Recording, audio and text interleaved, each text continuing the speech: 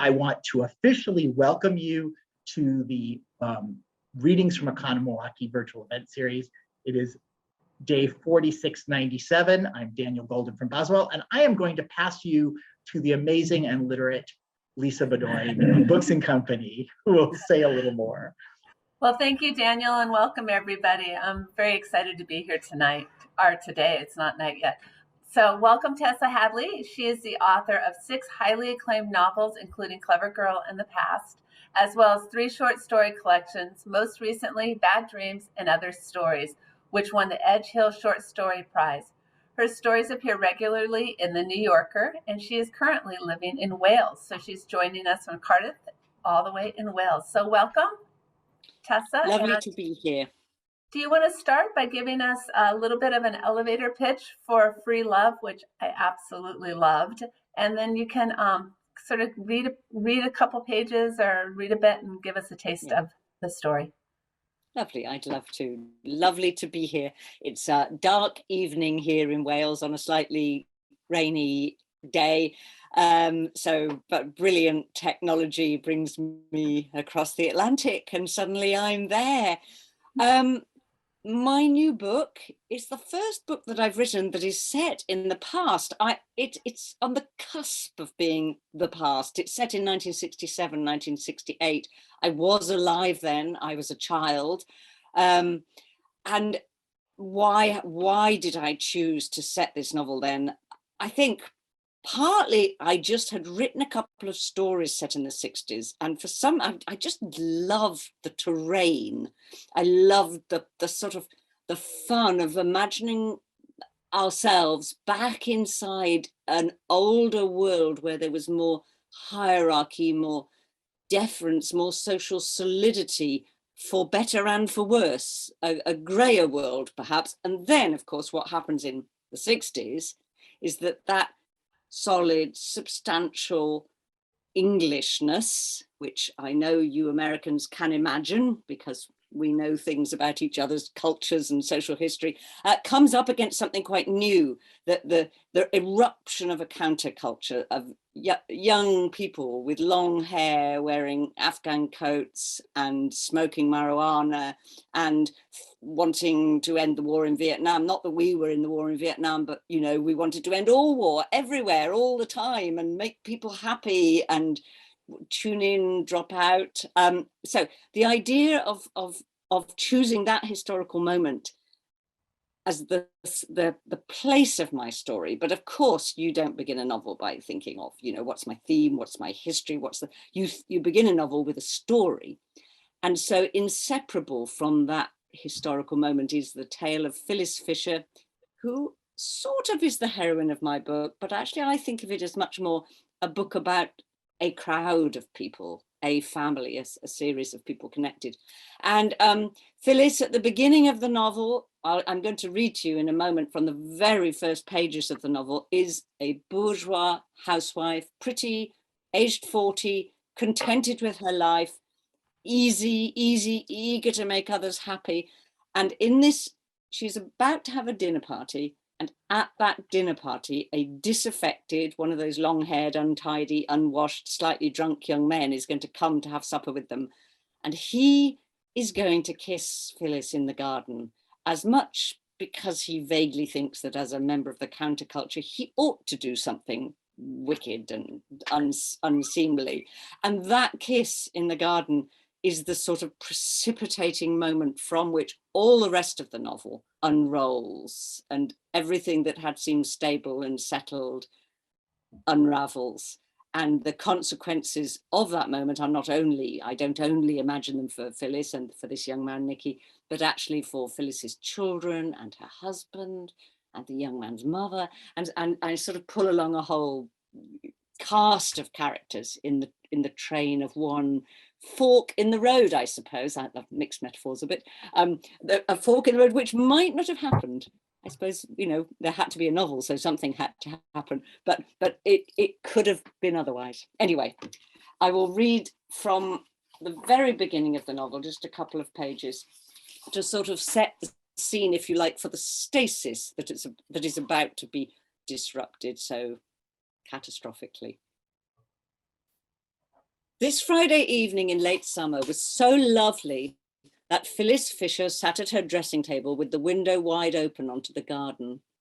Life flowed into the room from beyond the window in its drowsy suburban evening stream. The steady, relieving splash of a hose in a herbaceous border, confiding clack of shears, distant thwack of balls from the tennis club, broken, sharp cries of children playing, fragrance of cut grass and roasting meat, jiggling of ice in the first weekend gin and tonics. When slanting low sunlight was suddenly blinding in one wing of the dressing table mirror, Phyllis adjusted it and the light ran instead around the cut glass toiletry set and her bottles of lait du temps and witch hazel and cleansing milk. She sat forward in her petticoat, leaning on her elbows to see more clearly in the mirror, feeling the flirting of the breeze on her bare shoulders, smelling the soap on her skin. She was 40. But still had an expectant, animated prettiness. Her sandy tanned face was brushed with faint freckles across the upturned nose. Her rather dry, fair hair, not yellow, but a shadowed gold like washed out straw, was backcombed into volume for tonight and stiff with hairspray. She put on pale lipstick carefully, pressing her lips together, frowning at the mirror because she thought that her mouth was too big, too soft and indefinite, as if she might blurt out something coarse or raw. In fact, she was easy, an easy person, easily made happy, glad to make others happy. She was pleased with her life. The year was 1967. I'll stop there. Lisa, why don't you ask the first question? I'm going to just dominate. I don't want to. Well, and I think we'll start. I was really curious if how you chose that particular time, if it came from that time and moved forward, because the conversation between how things feel today and how things changed then seem very close. Yes. I mean, I don't do anything overtly in the book to nudge the reader and say, of course, looking Right. from where we are now. I could have done. I mean, that I quite like it when writers do that, if it's carried off well, but that didn't seem appropriate. But I think implicitly, obviously, the whole book and the very voice of the book, in a way, is 2021, not 1967. A sort of clear-sightedness about what it was, which one couldn't conceivably have had at the time. One of the consequences of looking at all that from such a long time later is that you know where it's going and you kind of know the things that didn't come out of it and the things that did. But I mean, the reason for going back there and choosing that sociological, cultural crux for my story is that I think I do feel the origins of how we are now coming to birth then. That might just be the solipsism of the fact that it's sort of I was a child then, so that my origins really were then. But I think it's not just that. It was a seminal moment at which a new world, new ways of seeing blossomed and then have been evolving and changing ever since. Yeah. And it isn't, you're like you say, it's very implicit, it's very quiet and also very apparent. And it's okay, that's lovely. Yeah, I'm so it was pleased. thrilling to read that and to be back in that, to be in that space. I was very young at that time, so. I was slightly older. Can't imagine either of you have any memories of the 1960s whatsoever, but. Well, I really love the period, and it really was for me. I'm 60, so it was sort of like, it's just like I'm just old enough to have these little memories, and I had older sisters, so playing the music and and watching the films, and I actually in terms of obviously we visited 67, 68 recently a lot because many of the events there sort of replayed out again with protests and things. Yeah. And calling into question past assumptions about the way life should be. I was curious what kind of, I mean, you really do such a great job getting us into that time and place. You're so good with that. What kind of tools did you use to capture? Did you listen to any sort of music? Did you watch, or was this all, the music is just my music anyway, it's the music I've grown up with. So I think I might have, no, I didn't. I'm just always listening to Dylan and actually Joni Mitchell. I really wanted to put some Joni Mitchell in there and I just looked up the dates and it doesn't work. She's too late. No, it doesn't work. No, anyway, this is what I really discovered was that, of course, when I was a child in the 60s, I couldn't have any sense of context. So I had no sense of change, if you like. But what a child does is soak up with an intensity no adult can match the material surrounds of a given moment, the smells of it, the tastes of it, what you eat, what things look like, very importantly, and also what the rules are, what the patterns are. So I found it wasn't difficult. I could sink myself back into my family was not actually like this family. We were not bourgeois suburban quite like that.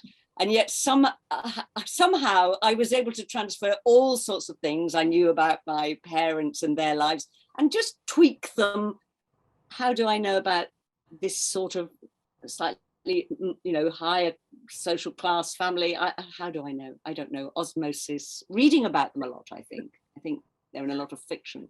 In fact, often this sort of home counties, that's what we call the counties around London, the home county suburbia. I mean, it's been in British fiction and British film a lot, particularly 50s, 60s, 70s, mostly to be derided, mostly to be made fun of as a stolid, stodgy, spoiled, drearily conformist place. And it was one of the things that was nice was to sort of go back to it. And because it's so thoroughly vanished now, I mean, I can't tell you the people who live in those houses now, you have to be a multimillionaire to live in a house near the Thames, one of those half fake, half timbered sort of arts and craftsy houses. So it's vanished, that world, and the world of men in bowler hats and the world of commuters with their newspapers in front of their face coming from the city in London and all the stuffiness and stolidity of that, which we can, I don't think we regret it, although, at moments with our present government, we might think, a bit of stuffy old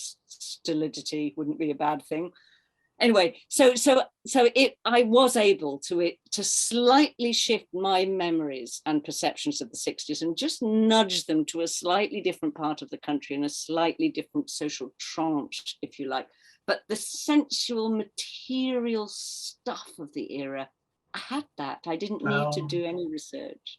Well, that's wonderful. I was thinking, you might have heard me playing Get Back, which of course is too late.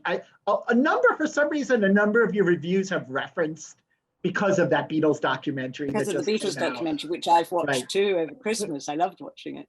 And also, I think 67 is Sgt. Pepper. So that's sort of like when, I think of what they looked like in 66, certainly 65, and then 67 is sort of absolutely. I mean, that happens so fast. 1 minute, the bad boys just have hair that's half an inch longer than everybody else, but they're wearing little suits and ties.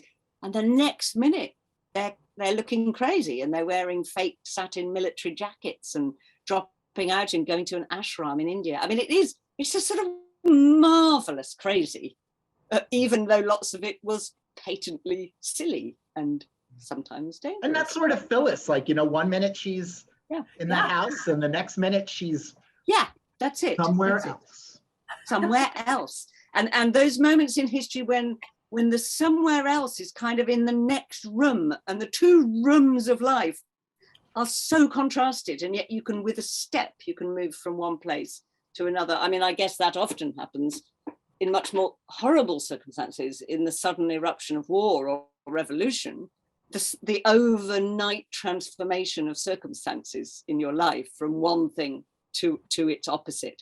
But here was a relatively peaceful, but nonetheless seismic transition. And she steps out of one life and into something kind of unrecognizably different. And her husband, late on in the novel, she's it's not a spoiler to say she's left, but they come together and they talk together. And I think the argument they have, not a horrible argument, but he says, you can't just step out of life. You can't choose what world you live in. You live in the same world as me. Be real. Don't be silly. Don't be fanciful and think you can exempt yourself, if you like, from the politics we all live inside. I think he's got a real argument there. And then Phyllis argues back at him and she says, I refuse it. I refuse to be part of that politics of yours and that world of yours. Every cell in my body is different because I live here differently among a different set of people in a different way. And I really want the novel to put those two arguments beside each other and not pretend to resolve them, because I think the sense of the idealism and perhaps the foolishness of the new politics, and yet the hidden horrors hidden at the heart of the old politics, those have to forever be pressing at each other and pulling at each other. Your books are always not, I just want to say, I've been hearing about you for years. I've always wanted to read you. This was sort of the impetus. I've already read Late in the Day. I've got my copy of The Past that I just started. So I'm really just going to town. But would you say that all of your books are sort of a philosophical argument in a book? Oh dear, I'm not making it sound very sexy to read, am I? People like that. Oh, it's sexy I like enough. that. That's yeah, sexy. okay. I mean, I am that person. I think about stuff, but I think about it embodied. I couldn't be, I certainly couldn't be a philosopher. That's completely, even though I'm terribly seduced by philosophical ideas, but I'm sort of idiot in philosophy. But I love ideas and the argument about how to live and what change is. And yet I always want to feel those arguments embodied in actual people. So when I thought about this transitional moment, I can't separate out my idea to write a book about the 60s from my idea to write a book about this woman who will literally, as we've just said, take that step across and have every cell in her body changed. And she had to be the right woman to do that. And in a way, a novelist is as interested in what does it do to someone? What does that do to somebody to make that act of self-transformation? I'm as interested in that as I am in a sort of abstract estimate of what's going on. In fact, I'm probably, I probably tip towards being slightly more interested in it. And novelists are like anthropologists, I often think, and those are the questions that anthropologists are curious about. What does it do to somebody to live inside that system and then that system, and how can we reconstruct what people felt like inside these customs, inside these rituals? So yeah, fascinating. I am interested in ideas terribly. Well, and I think that's what I adored about the book, is just you didn't shy away from those challenges and the tension between those spaces. And that was a brilliant scene where she said, every cell in my body cannot do this. Yeah. And we have to make that clean break in order for some things to eventually change. Not everybody can do it, but we need enough people to do it to start challenging the system. Otherwise, and you can't be 1 foot in and 1 foot out, because that's not really, you have to take it all away. And I was thinking about that today, actually. I was thinking about Phyllis in her new life. What is it worth, really? I mean, you could mount an argument that said she's achieved precisely nothing except had an affair, and more than one affair, and abandoned her children. And, you know, she's no good as a political animal. She finds she doesn't really like political demonstration. She can't grasp the political ideas terribly well. What I thought she's really done that is truly a kind of activism, but a sort of peculiar, intimate, personal kind, she's sort of changed class. That's what she really feels, is that she's stepped out of a very rigid class patterning, and she's stepped into a melee, a mix, I mean, both of class and ethnicity, because she's surrounded by West Indian immigrants who are living in that Ladbroke Grove area, along with the dropouts and the students and the counterculture and the Jewish families and etc.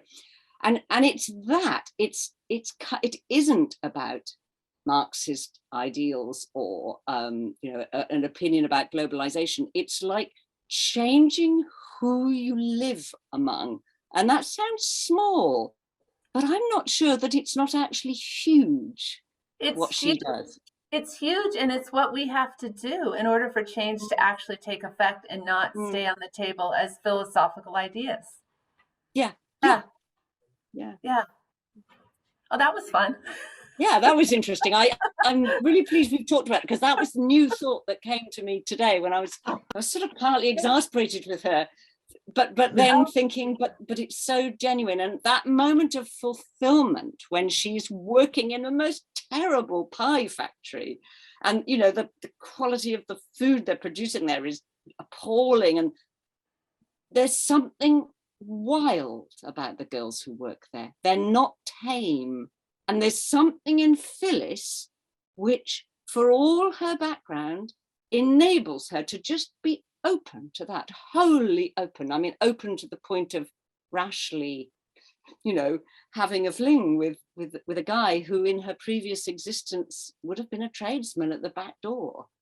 But that radical openness is something in life, and it's not the same as an intellectual grasp of politics or revolution or change, but it's I sort of feel it's very crucial. Yeah.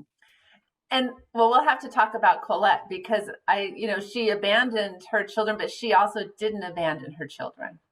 In a way, she opened a door for Colette. Yeah.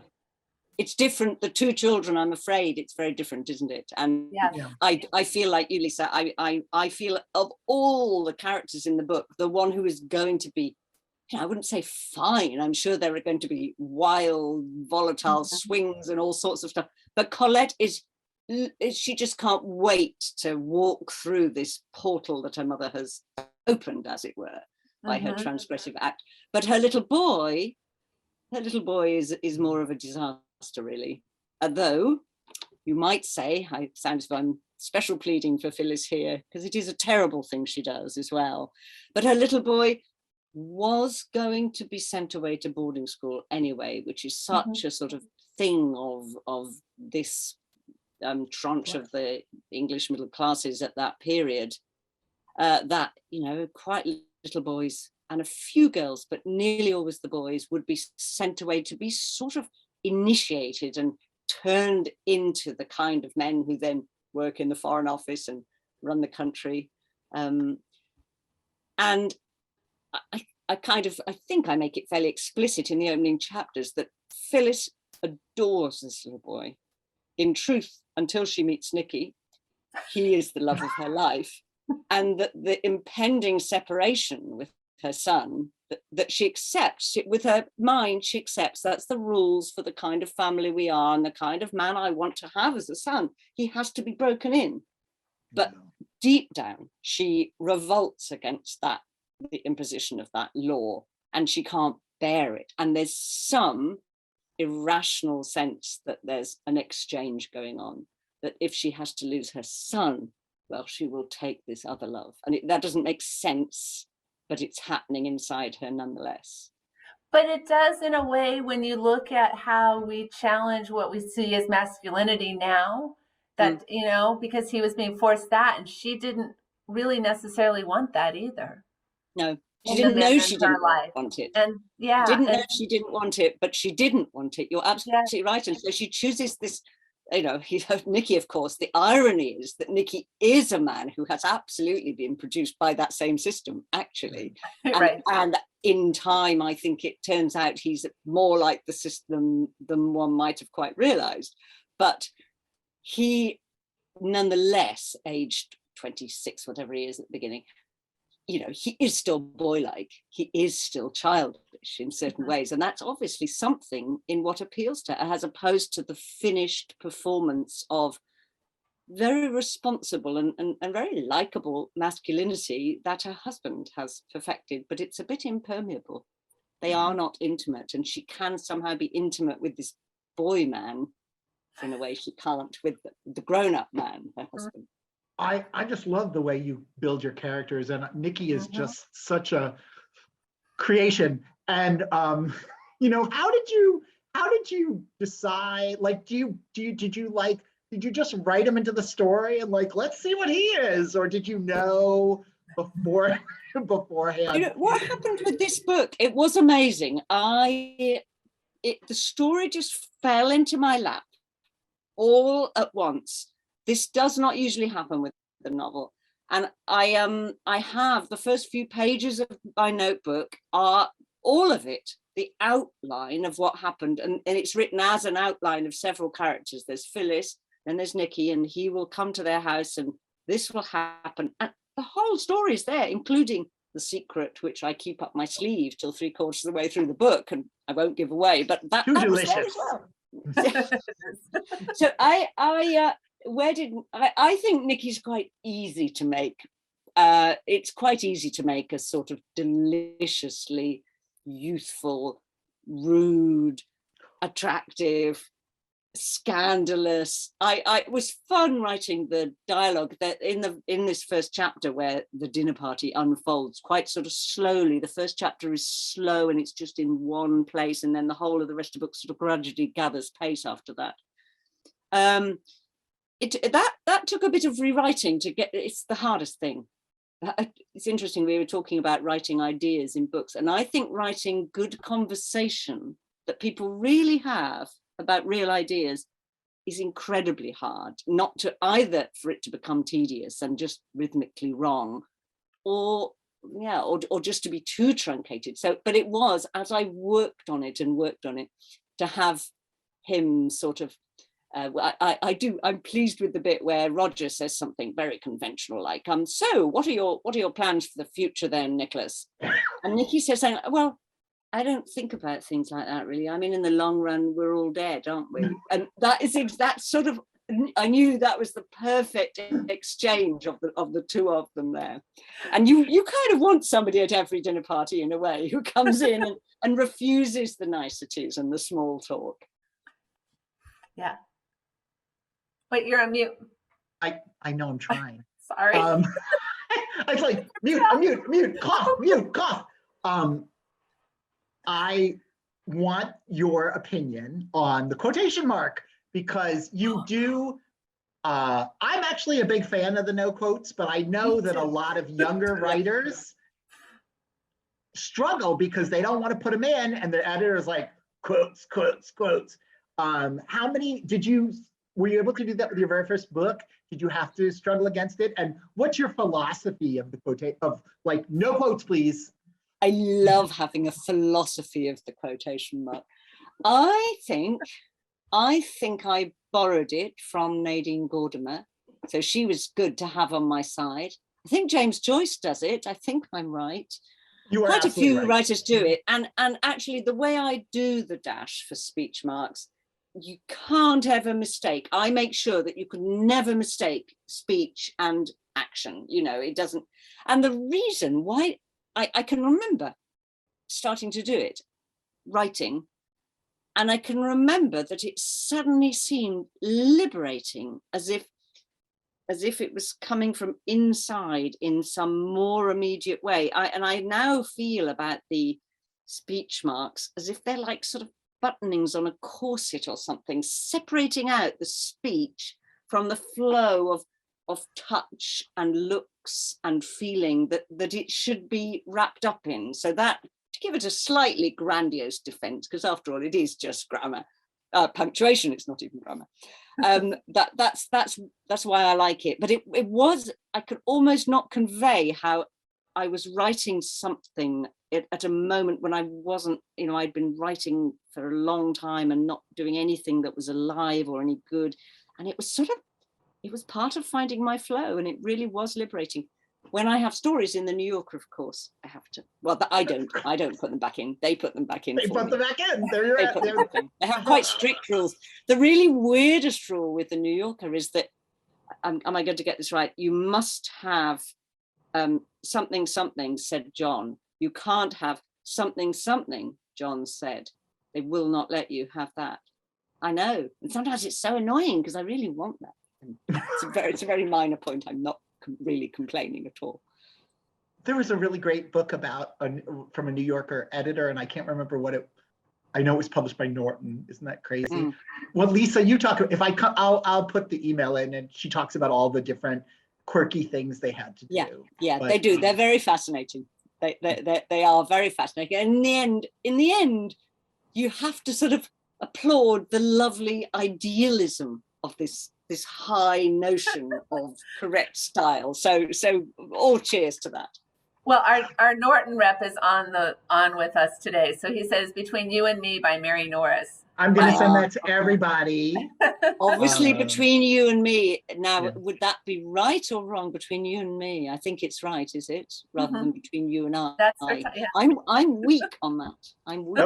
Don't make that mistake. Well, I have to say, I really felt that style. I mean, the not having the quotation marks and the way it flowed from the action right into the speech, just like what the book is about, your thoughts flowing into your actions. Yeah. And it started out so like slow and very pastoral, and then boom, it explodes with the way it picks up and the characters coming in sooner. It was lovely. You really felt the writing made you feel more urgent about what was happening. Okay. Well, that's so it was a joy. It was a treat for me to have that.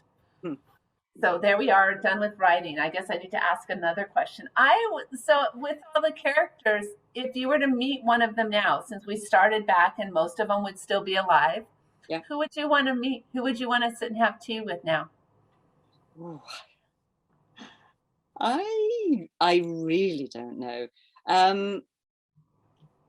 I think it would be nice. Jean would be quite an old lady, wouldn't she? I haven't quite worked out. I know exactly. I always have at the back of my notebook a careful chart when everybody's born and how old they are at a given point. But then when I finish writing the book, I completely forget it all. So however old she is, she's an old lady. But I think she would be good to talk to. But I even have a couple of friends who are nothing like Phyllis, but they are women older than me who made a mad move in the 60s. It really was a thing, and they're often from quite sort of upper crust families, and they sort of probably really horrible families, much worse than Phyllis's, and they just rebelled against it all and kind of went off into London and had mad affairs with rock stars or whatever, and I suppose they're writers. I'm thinking about lovely Nell Dunn, who was a great chronicler of that period. She wrote Poor Cow and Up the Junction, and I read her lovely books written at the time and written about that London and all those layers of class and sociology. And I don't think she says much about having left the rest behind, but you feel it. So yeah, Nell's a marvelously elegant, lovely, gentle, still very beautiful woman living now. I think it probably in the same flat she ran away to then. That's a funny thought, by the way, about my book, is that if you remember that Phyllis, when she moves into Notting Hill, she sort of gets some dodgy deal through her friend Sam, who gets her a very cheap mortgage on 2 shabby flats. Well, if she hung on to those flats till now, she is, of course, now sitting on a total fortune, because that place is no longer a shabby, disintegrating scene of counterculture. It's a very privileged part of London.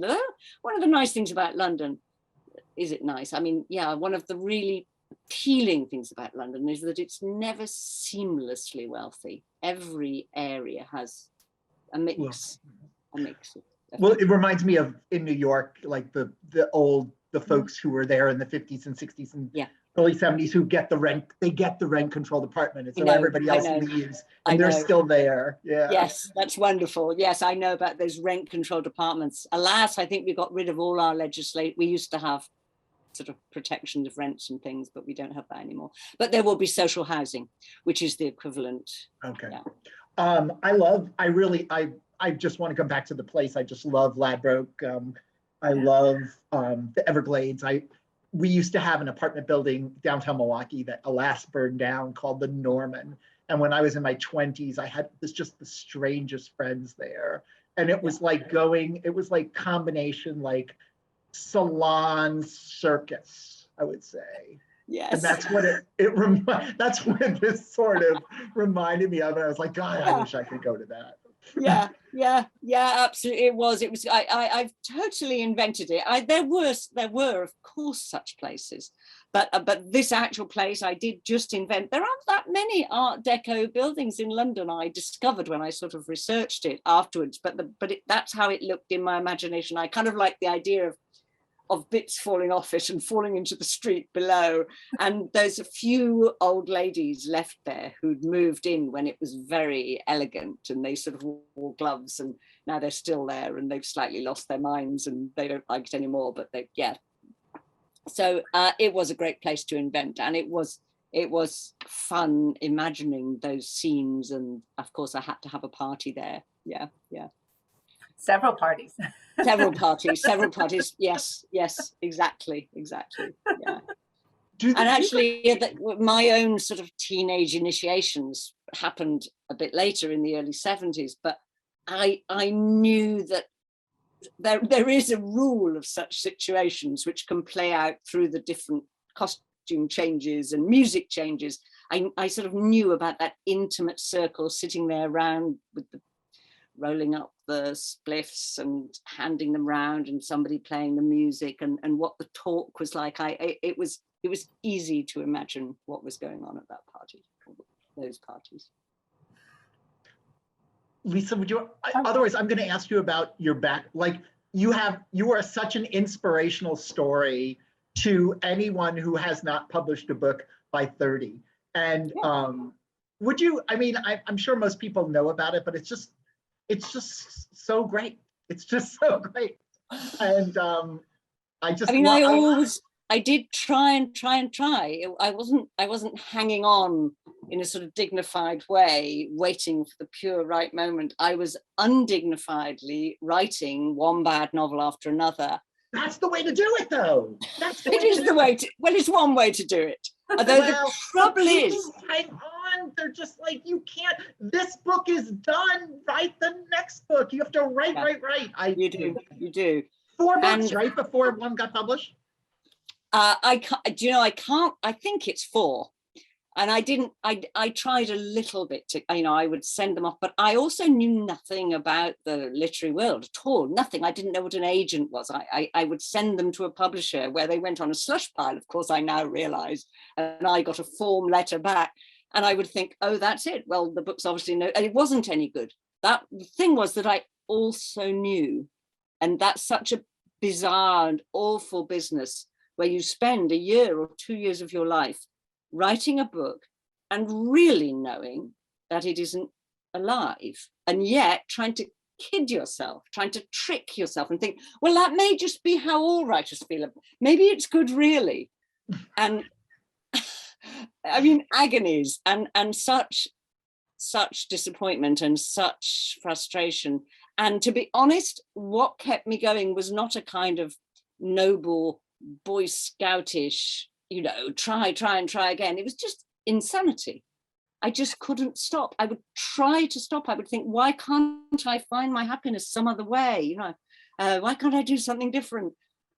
And then I would have another idea and I would try again. But I was really, through all those years, trying to write other people's books. I'm impressionable rather than there are writers who sort of come into the world with a strong force and write books with their force. And for a long time, I was trying to write all the books I admired most, only again. And then that's hopeless. You've got to write your own book, but it took me so long.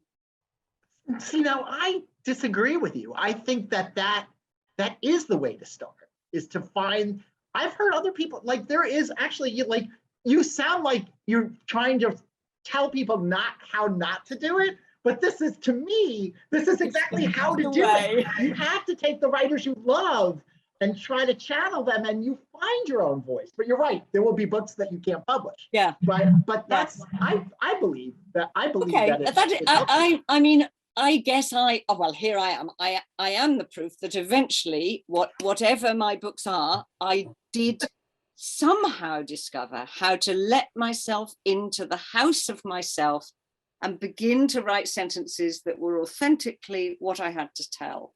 And that was wonderful. And it seemed to take an enormous kind of excursion outside to do that. And of course, so I'm so lucky, and I now, in retrospect, I'm perfectly glad to own up to those failures, because the story has a nice ending.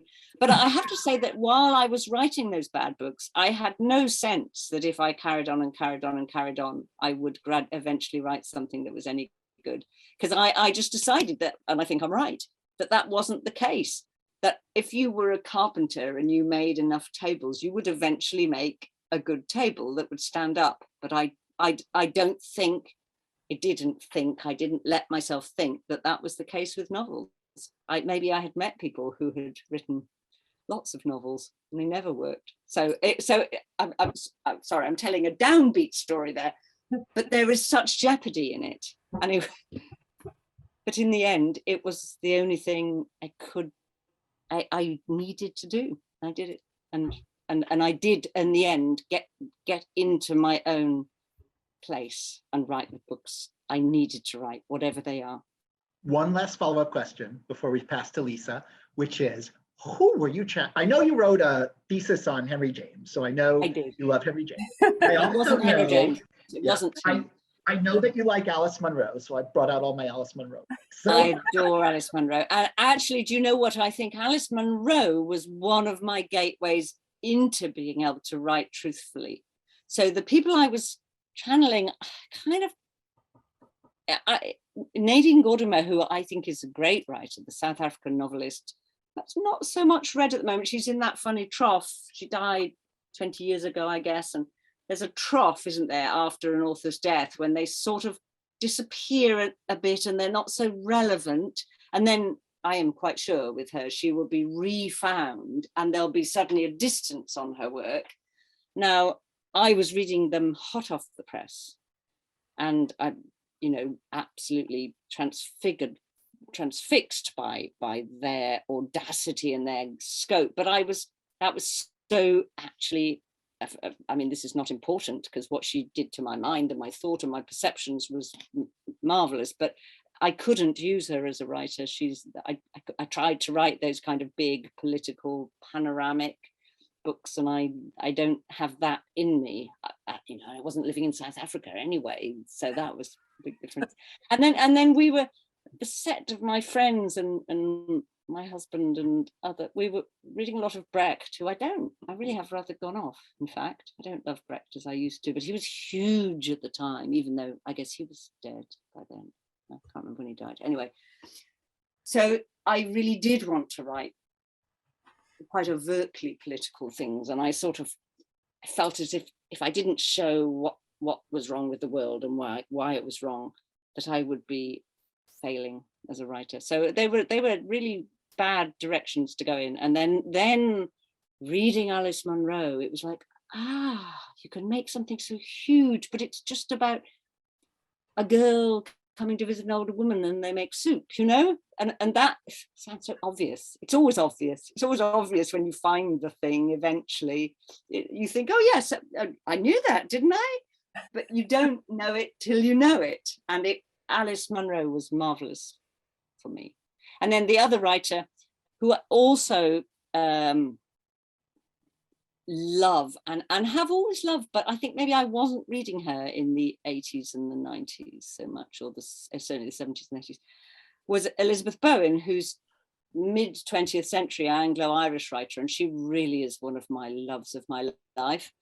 And I don't know why, something about her style and her sentences, which are old-fashioned but sort of bristling with perception and oddity. I for some reason that does it for me, and often I actually will be writing, especially if I'm a little bit stuck and I can't quite get into it, I can't get going, I'll have something of hers or something of Alice Munro's or something of Mavis Gallant's or something of Anita Bruckner's by the side of me, and I'm looking at their sentences and I'm actually thinking, oh, so exciting, that sentence is exciting, that's you've got to get up there, you've got to try to make your sentences as exciting as that.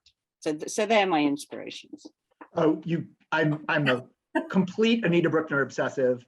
I've read everything. I own everything. I do too. Can't wait till that bio comes out. Who's doing the bio? I think it's Hermione. That sounds very likely. Yes. Oh, that will be fascinating. Oh, I look forward to that. Though there won't be that much to tell, will there? We don't know. I mean, you don't know. I just read the Barbara Pym. The last Barbara Pym, the Barbara Pym bio. It came out last year in Great Britain, but it's this year in the United States. And I had already read the Hazel Holt, and like there was a lot in there. Okay. So it's going to turn out Anita Bruckner was having a secret life. Yeah. Oh no, I love her. I love her. In classic Anita Bruckner, nothing happened, but it's all internal in her head. Yeah, absolutely. She's great on art as well. She's really difficult. But I love her essays on French painting because, of course, she was a teacher at the Courtauld Art Institute. That I didn't read. Back to Lisa, ask something. Well, this is so much fun. And I just think, too, when we're listening to you talk about how you wrote and came to it, we have such expectations on who can be creative and what that means. You have to have it right away and you have to be born with it, and there's not practice. Yeah. And we have to just like what Phyllis did, you have to let go of that old stodgy stuff and find yourself and be who you really are. Yeah, that's true. It's lucky, isn't it, that we have all this time to do it in. It was no good for 19th century writers. They were all dead by the time they were 42, so they just had to get on with it more quickly. But maybe less burden of self-consciousness, you see. They had fewer writers on their backs, so maybe they just channeled straight through to it. The Brontes marching around the table in the evening telling their stories to each other. They'd have their epiphanies by the time they were 27. Exactly. They're having a midlife crisis at 29. Life was so much easier. It was quicker to have an epiphany. It was so much easier with all that suffering to write about. Yes, we're envious of them now. So one of the things one of the things I really loved were these little details you slipped in. You just slip in little pieces and parts that sort of show shadows and open up doors to past happenings and situations that are going on. And you do that with every character, no matter how often they show up. There's always a little like window, a secret window, a secret door that come through, or just our commentary. I mean, just Colette reading the Marcuse, I had to laugh so hard because I could see myself as a college student doing the same thing. And I was just like, I mean, it wasn't funny to anyone but me, but I really like, oh my gosh. I think I just have a kind of, I can remember a strange occasion when I sat around with fellow students, I'd probably be 20, and made up stories about our contemporaries, not horrible stories, but sort of imagined their futures. It stays with me because it was obviously a slightly dodgy thing to do. And I hasten to add, none of them came true. It wasn't prophetic, but it was all plausible. I could imagine that this person would go on to, so obviously that, as soon as I get a character and they click into being and they're alive, it's actually quite easy for me. If anything, I almost have to curb it to know things about their past and things about the furnishing of their rooms and things about their future. I think we all have it, it's a very human thing that, but some of us have it like a little bit insanely, sort of being able to make up stories about people, I suppose. My mum does it, who isn't a writer at all. She loves to sit in a pub or a restaurant somewhere, and she will be, I mean, and she's always convinced she's right. She'll say it's obvious that he really, really fancies her and he's bored with his work. And I'm saying, Mum, you cannot work that out from the snatches of conversation we've had. So it is, I think everyone does it. And what writers of fiction do is kind of tap into that wild, free fall, imagining other people. And we must have a great reservoir of all our life experience, which we draw on without even knowing we're doing it, for plausibility. This is all plausible. This is what someone like that would do, and this is what they would wear, and this is where they would have grown up. And that's why we can write so much better about the worlds we know, actually. That is why we shouldn't audaciously, without immense caution, try and write a 17th century person, or somebody in the kingdom of Benin in the 17th century, or somebody in 19th century France. We have to be so careful, because all our deep expertise is close at hand, and then there are a few writers who have some special extension of the gift and can take us into those further away places.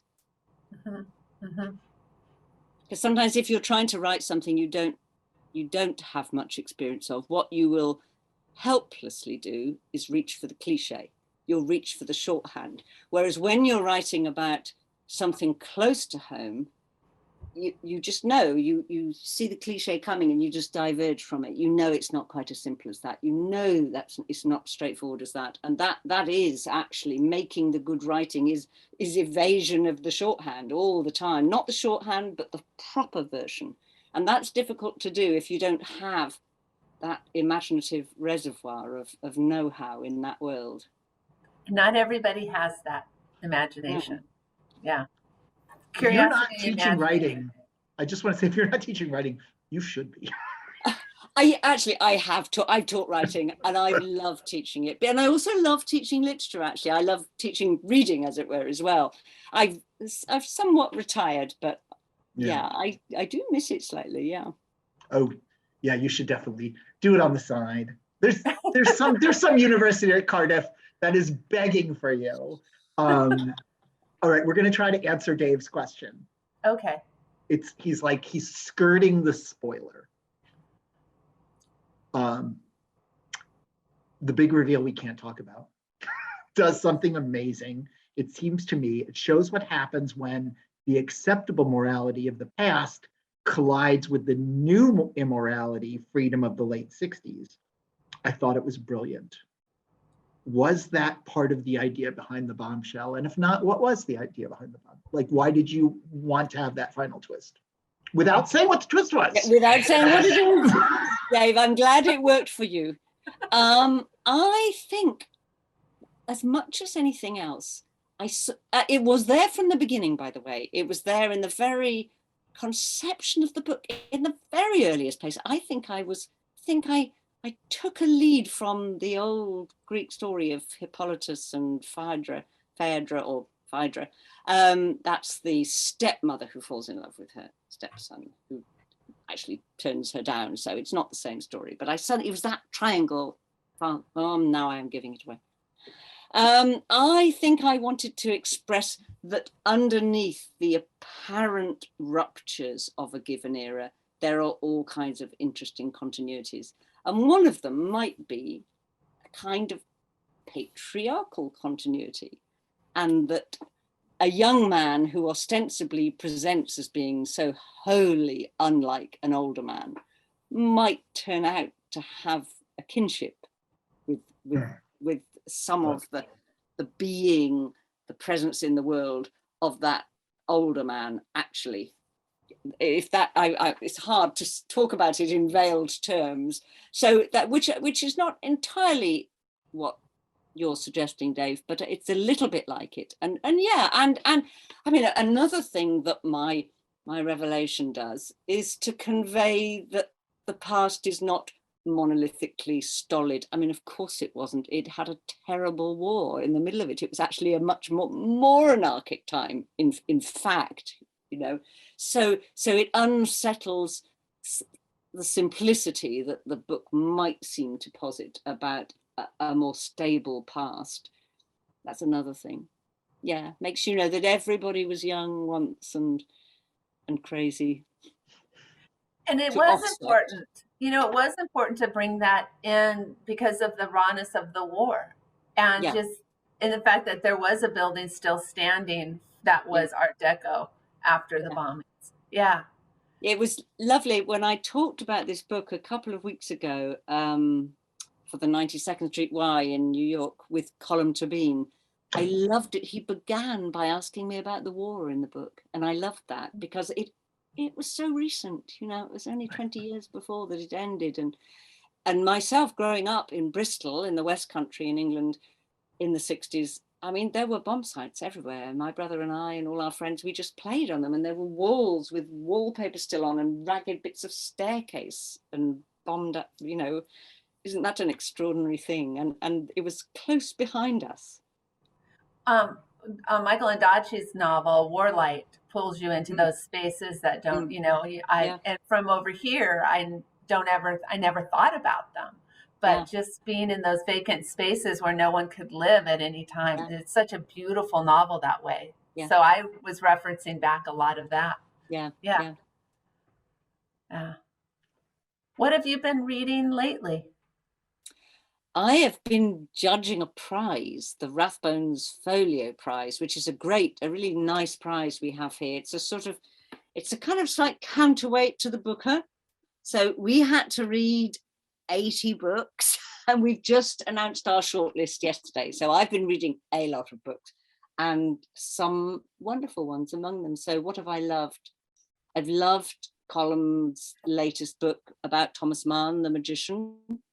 I loved, there's an Irish writer. I don't know whether she has any traction over there. She only writes meanly just a little bit every so often. Her name's Claire Keegan. Oh, yeah. Yeah, she's marvelous, isn't she? The last book was a big success for us at Christmas. Beautiful. Is that Small Things Like These? Yes. It's marvelous. So we've just shortlisted that. It's stunning. I'm so happy to hear that it did well in your bookshop. That's marvelous. Yeah. So she's great. Sanjeev Sahota, China Room. I don't know if you know that. That's a marvelous book. Sonny is a lovely guy. He's comes from the north of England with Punjabi heritage, and I think it's a sort of loosely based on his own great-grandmother. And it begins in the Punjab in the 20s, where 3 young brides are married to 3 brothers, and literally they are veiled heavily. And it's in a poor farm dominated by their mother-in-law. And they don't see their husbands at all. They see these 3 brothers, they serve them, and one brother comes to each of them at night, and they don't know which is which. And you can imagine a mistake can follow that with terrible and wonderful consequences. But it also cuts backwards and forwards to a story set much more recently of a young British Indian from the north of England who's kicking a heroin habit and has been sent back to the old family farm in the Punjab. That's a page-turning and yet scorchingly beautiful book. So I recommend that very highly. That sounds really good. Yeah, try and get a copy of that. We've got the very, link. very readable. It's so joyous to read. I don't know whether he's sold it in America actually, but I would be surprised. Yeah, usually even with the Booker, we'll be a little touch and go with the winners. I mean with the short list. I see you did even though you're a counterpoint to the Booker, you did put The Promise on it. Anyway, we discussed it at great length. We love The Promise, and we almost thought, I don't think he's too competent. You know, that should we put him on? And we just decided we couldn't not. It's too good. It had to be there. It had to be represented. Yes, we couldn't not include it because we're sort of making a model of what are the really, really important books that have been written in English. Well, I have one more link to put on, which is how people can buy the China Room, because it is available. Okay, good. Listen, I think you two would love it. I think you should read it. You'll thank me for that. Okay. Well, I like taking advice from wonderful authors. So Me too. so let me just get that in there. So people, if we get a person who would want to read that, or we like to put both links in. So let me just put this in. Lisa, say the thank yous while I try to get the. I will. Thank you, everybody, for you were muttering. I wasn't sure. So thank you all so much for coming. And Tessa, thank you. This has been an absolute delight. Lovely to talk to you too, and to feel everybody else behind and invisible, but Yes. How good to be supporting books and writing. And it was just such a delight to read. So I look forward to recommending it and sharing it with others. And having some of your short stories read by my short story group, or the short story group I'm part of. So yes, thank you. Thank you. Thank you, Lisa. Thank you, Daniel. And thank you, everybody. Goodbye. Bye. Thank you, Daniel. Bye, everybody. Thank you.